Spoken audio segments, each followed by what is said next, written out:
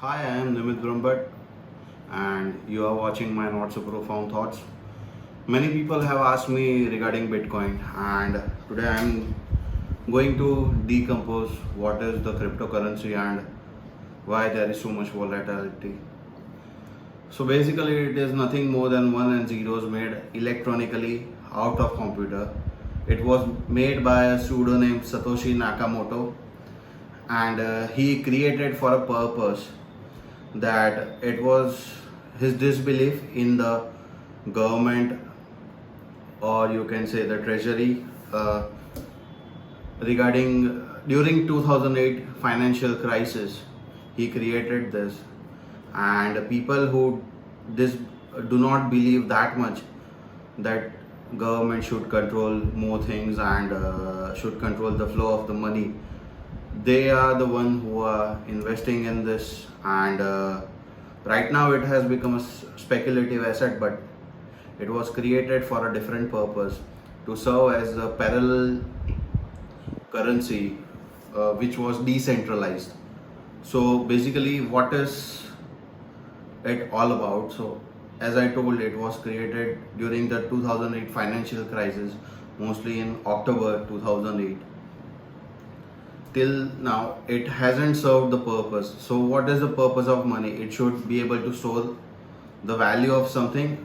So currently you take any cryptocurrency, it does not have a value packed with it. The second, it should be able to have a transactional value.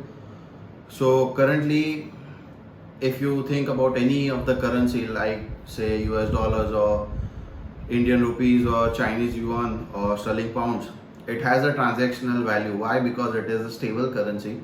If you look at Bitcoin or Ethereum or any of that, the investors who have invested in it made it a speculative asset rather than a form of stable currency, and thus it does not have a transactional value. Like, let's say for an example, that if you start accepting all of the cryptocurrencies that are available in world, let's say only let's talk about only with Bitcoin.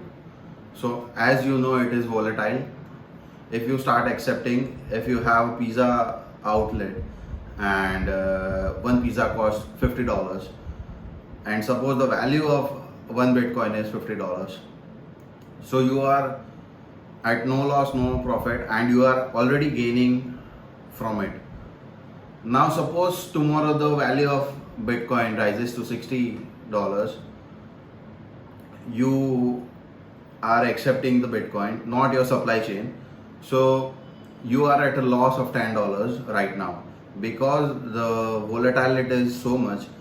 And it might happen that day after tomorrow the value might become $40 and you might be earning a profit out of it as a pizza owner. But the investors right now are telling the government or convincing the people that it should have a wider acceptance, while no government is allowing something which is decentralized and can be created within 10 minutes to be accepted as a currency. Many investors also say that it should be like gold, whereas gold itself has a natural scarcity, and it is created in a process which stores value in itself. So it cannot also be compared with gold. As I mentioned earlier, that it does not has a transactional value. Why? Because it is too much volatile for it to have a value, transactional value, and it is not widely accepted.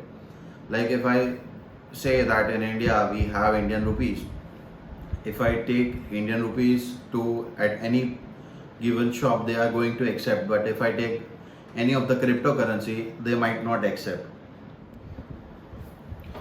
Even though it has been accepted widely among the non-believers in the government,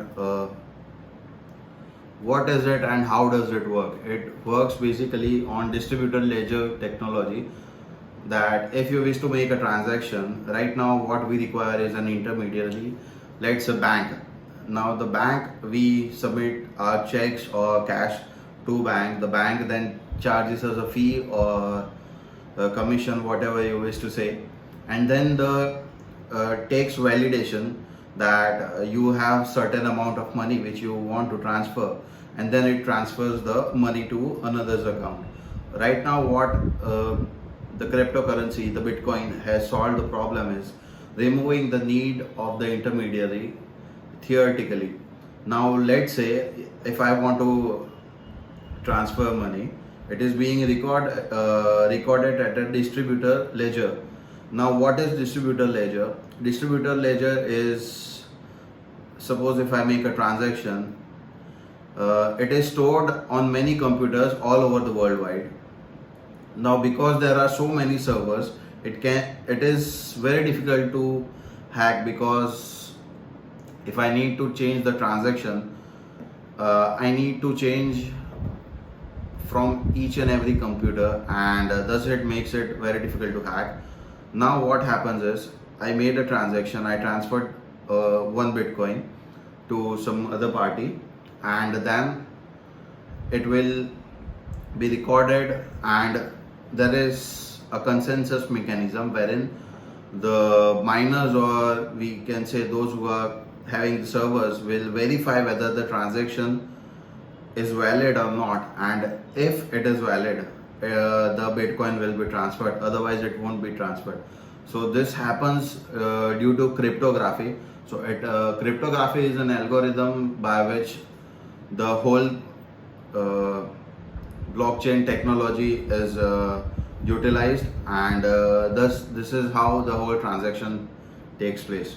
So that's all for today.